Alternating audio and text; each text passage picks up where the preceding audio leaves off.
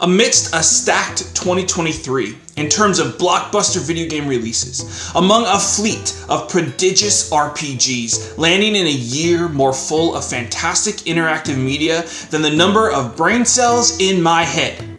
Wait. Moving on, Final Fantasy XVI stands toe-to-toe with the giants of the industry. In terms of scale, spectacle, and pure storytelling prowess, 16 sits comfortably at its place at the head table. Is it the best at everything? No. But it makes its unique delivery without compromise. Will everyone like this game? Of course not. There is not a game on this planet that everyone will like. But I am hard-pressed to find a reason that I would not recommend this game to you or anybody else. This game has made an impact on me more than anything else I've played this year. There are so many good games in 2023 that no one is gonna have time for everything. But I implore you to make time for this. That said, let's get into the nitty-gritty, how this game works. First, let's talk performance. Mostly, this game runs just fine. In performance mode, it has a variable frame rate, and that can cause some stutters, but I pretty rarely had any issues. Fidelity mode locks the frame rate at 30, and it's pretty solid. But if I'm honest, I didn't notice much of a difference in the graphical quality, so I would say try both on your system. You know, maybe your TV's different or whatever, and play which one you like better. They could be different for everyone, I guess, but in my experience, the performance mode, even with the stutters, because it ran at a higher frame rate more often, was worth the slight tick down in graphical fidelity. Just look at this game.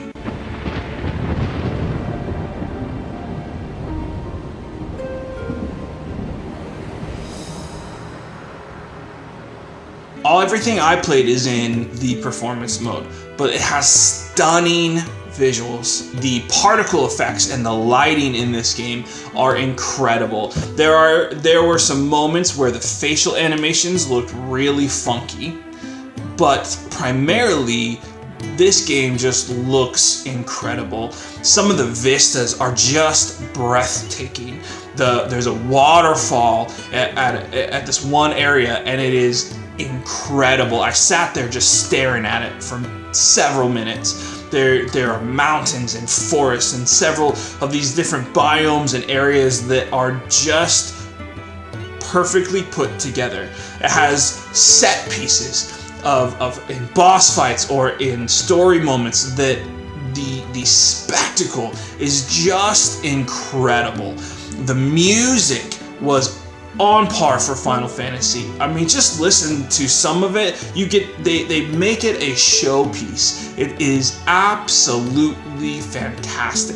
Voice acting. I do not normally comment on voice acting, but in this game, I was blown away. A few characters were a little odd, of course, but I mean, the main character, Ben Starr, was amazing. Sid, incredible. Jill, amazing. I mean, just the Joshua, oh my goodness, you guys, these voice actors deserve a pay raise. Like, holy cow, they were incredible. They really brought the characters to life.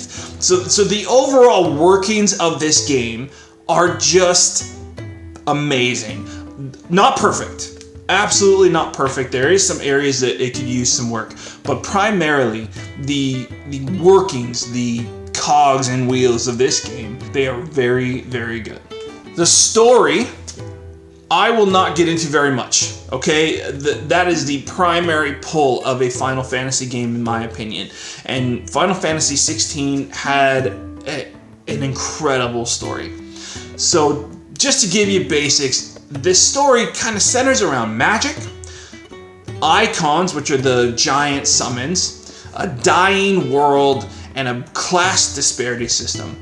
Okay, so they take elements that we know in our world and bring them into this fantastical one. The class disparity in this world, what they call bearers and dominance, and then I guess your normal people or whatever, is very prominent in the story. The basics of following Clive through I mean, man, just to not give away stuff, you play as Clive, you will get other companions along the way, and you're learning about the world and what's happening to it and the people in it and what they're doing.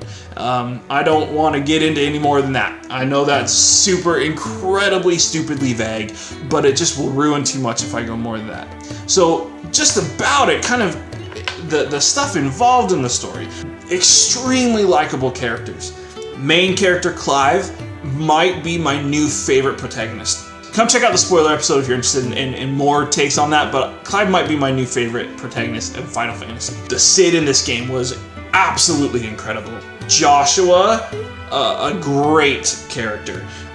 Jill, amazing. They had side characters that were great. There was so much that I want to get into that is too spoilery, so I will not. But just really good characters.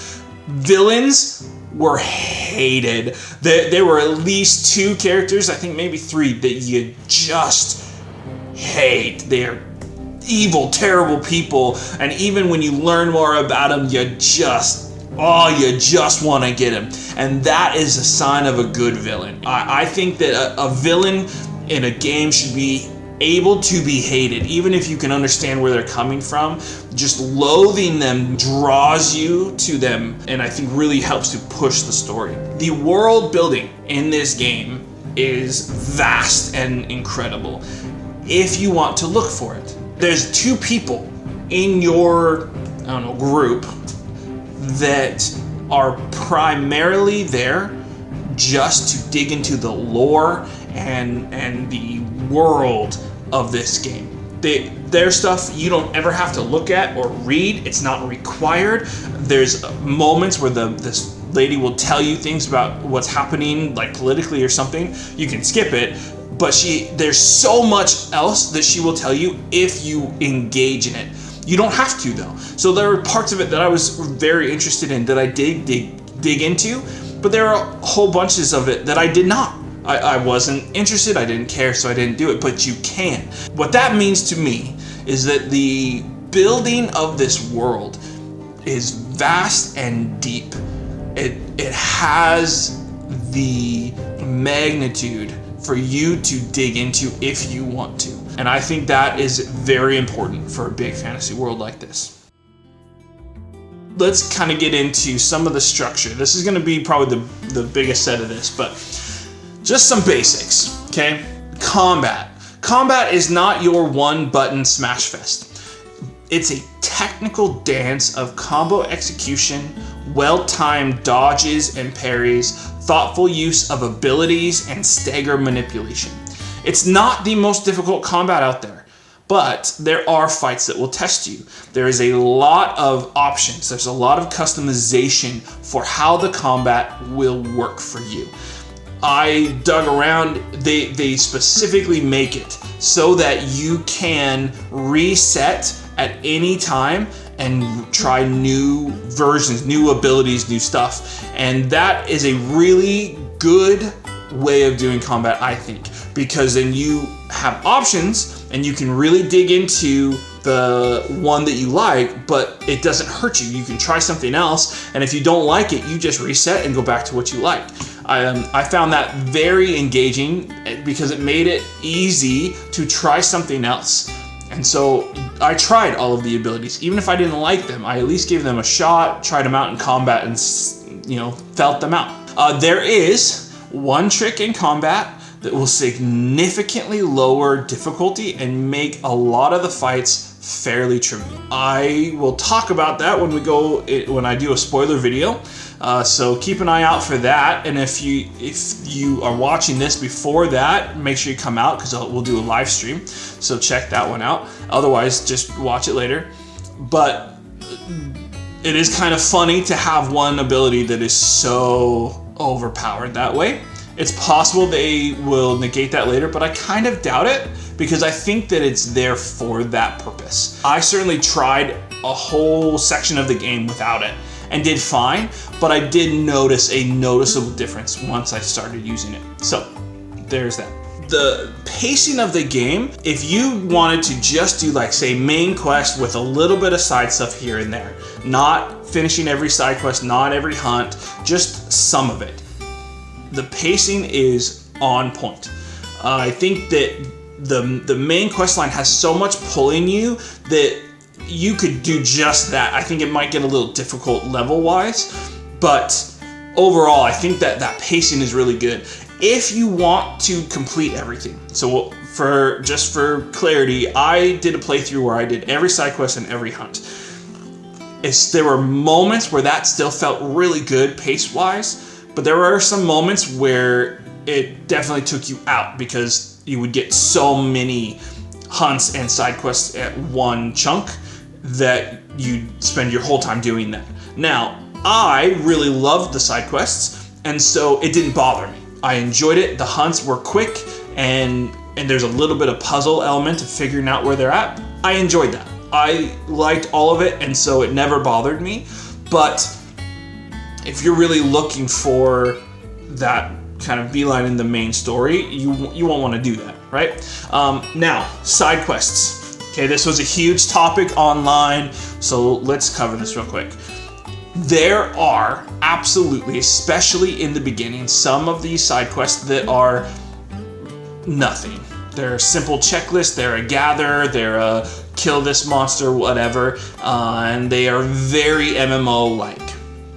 And it's true, if that bothers you, then I'm sure there's a guide somewhere that will tell you which ones they are and you can just skip them, okay? But I cannot, in good conscience, recommend that you skip the side quests altogether, because some of the best stories in this game were in the side quests. There were multiple, I would say 2, maybe 3 of the side quests that made me tear up.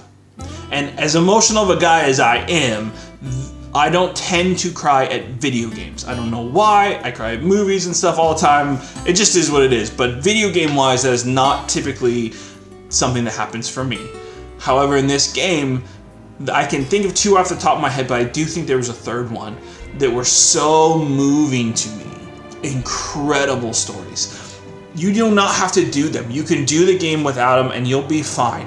But you will miss out on the depth of the side characters.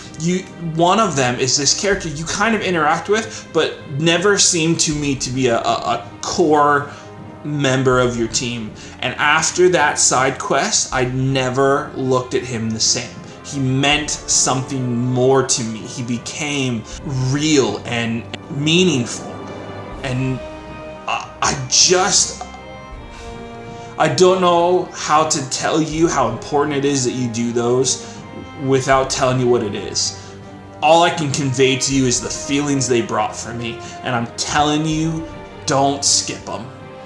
There are some that are nothing, absolutely. If you don't want to do the hunts, don't do them. Those are just extra. Those are combat related. You might get something cool out of it, right? But story-wise, the side quests with your people lead to some incredible relationship and depth that you don't want to miss. One more thing I got to touch on, and we're gonna kind of move through that, but I should have probably brought this up with combat, but boss fights in this game are ridiculous. Okay, in some of the best fights I've had are in this game. Now, here's the deal, right? This is not a Souls game, so it's not gonna be like that. They're gonna be different. So don't compare them to, Elden Ring or Dark Souls 3 or whatever and say, well, it's not as good as that because I had to do this and this.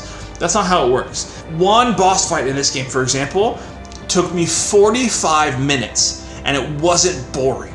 It went through multiple shifts and phases and you did something different in each one, and the spectacle of it, the immensity of it was breathtaking. It was awe-inspiring. Absolutely incredible. Oh man, you gotta get through the bosses in this game. They are so fun, mechanically different, engaging. Like I said before, some of the villains you really hate, and so when you get to fight them, there's emotion in it as well. Just amazing. Absolutely incredible. You gotta get through those. Those are so good. Okay, I want to talk a little bit about building your character, the customization. The unfortunate truth is the only thing that it changes as far as the look goes from your customization is your weapon. Nothing else really changes. Okay, so the armor you get goes story related, nothing to do with you. That said, so there are some really great things about the building of your character, and there's some things that are kind of lame. Okay, I already talked a bit about the being able to respec at any time. That's amazing. You're building up your abilities and stuff is one of the best parts. However, equipment-wise, there's not a lot to it. You have amulets, and you have your weapon, like an arm slot, and like I can't remember if it's a head or whatever it is. Okay, I never once thought twice about that. You just get the best one, especially if you're doing side quests and stuff. You will always have the materials you need. You just can you go to the blacksmith and make a new one. Okay, you can buy ones from shops, but they were never as good as what I could get from the blacksmith. Also, don't make the same mistake I did. You do not have to buy, let's say, a broadsword, and then the blacksmith has broadsword +1. You do not have to buy the broadsword to then upgrade to broadsword +1. You just need the materials and you will make the broadsword +1. Very odd. I thought I needed it and you didn't. And so I wasted a bunch of money several times because I thought I had to do this, and then I just ended up with these extra weapons. So don't do that. Unless it calls for it in the recipe at the blacksmith, you don't need it. So I always had enough. You just went to the blacksmith and built it. I never had like a choice of like, oh, this weapon is better than this weapon, but this one has a cooler ability. Nothing like that. The side, the other, like the side armor stuff, you just kept going up and up. There was no, it's more akin to an older Final Fantasy where you just bought the new stuff at the next town. Nothing interesting there. The amulets, I think they intended to have them help your build. And depending on how you play, you can do that. But essentially what you have is things that make your cooldown for your abilities faster. The two that I used almost the entire game were it upped your experience gained and upped your ability point gain from combat. You have a few other ones that are like helped there's a gauge for a special move you get later, and as you have that, you can get an amulet that will make that fill up faster. The other one I used that made potions more effective. They have both one for potion and one for high potions. There's no reason to ever use the high potion one because when I upgraded the regular potion, it did as much as a high potion and you get way more of them. So there's just no, I don't know, that's what I used. There was not a lot there. The one maybe is your bigger abilities. If you use an amulet that lowers the cooldown so you can use that big ability more often, okay. But the truth is, I rarely saw a difference. Towards the end of the game, I started, experimenting more, and I honestly couldn't have told you. Didn't notice anything. So feel free to mess with that, but I was frankly a little bummed out that didn't have much to it. So the abilities were super fun to manage and try out. The leveling itself, right, you don't get to pick any of the stats. You level up, everything goes up by like 2 or 3 every single time. In the beginning, it's pretty cool, you're leveling up pretty quick. Towards the end, levels were few and far between. That got a little bit old, to be honest. Like, for example, as I got towards the end, it took 4 side quests, bunch of fights, and a boss before I leveled from one to the next. And that felt a little bit overblown. Now, I know in New Game Plus that things give you more and you can level up quicker, but I felt like it didn't need to be quite so separate there. So that's just something to know. A couple of little issues with the game that I just need to point out. Are they a big deal? No, but just something to note. Chests in this game are basically worthless. The amount of times I would dig around the map, find a chest and think, all right, and just get some basic upgrade materials that I had 1,000 of already, it was ridiculous.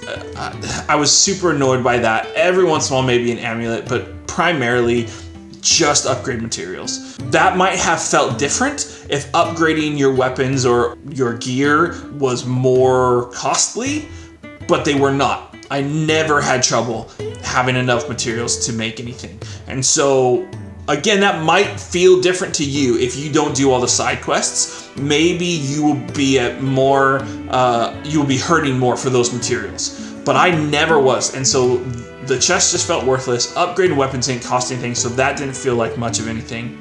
Shops were mostly useless as well. I know, outside of the very expensive music options and making sure I was topped off on potions, I didn't really see the need. I almost never used the specialty potions. That's just my style, though. I think you could very easily make them a part of your gameplay. I almost never controlled Torgal because I just didn't see the need. So, you know, all that will vary depending on how you play. But the shops just didn't seem like they were worth anything to me. The other thing, just to note, enemy variety started to fall off, right? And that doesn't bother me, but I know that it bothers some. There's some good enemies in there, some really good ones that act different. Bombs, while they're a staple of Final Fantasy, I really enjoyed them in this game because they offered something different. Well, one of my favorite things in the game was if you fight the bomb and use a certain ability at the right time, you can make them kill themselves and you never touch them. It's pretty funny. There are some other enemies that did, you know, unique things, like shielded other enemies or, you know, had different mechanics, but overall it kind of plateaued. Now again, that doesn't bother me. I had a good time. I just fought them all different. It was fun. But if that is an issue for you, then you just gotta know that going in. That said, combat itself was super fun. Really, really, really enjoyable. The staggering mechanic is fun and enjoyable. The different enemies, even though there's not that many kinds, when you get them all mixed together and you gotta figure out which one you want to take out first, or do you want to take out the big enemy, or are you looking to wipe out the small ones first, or how you want to go about things. I really enjoyed that. Quick fights, you get into these little skirmishes while you're running, and they are quick. Few seconds and you're done.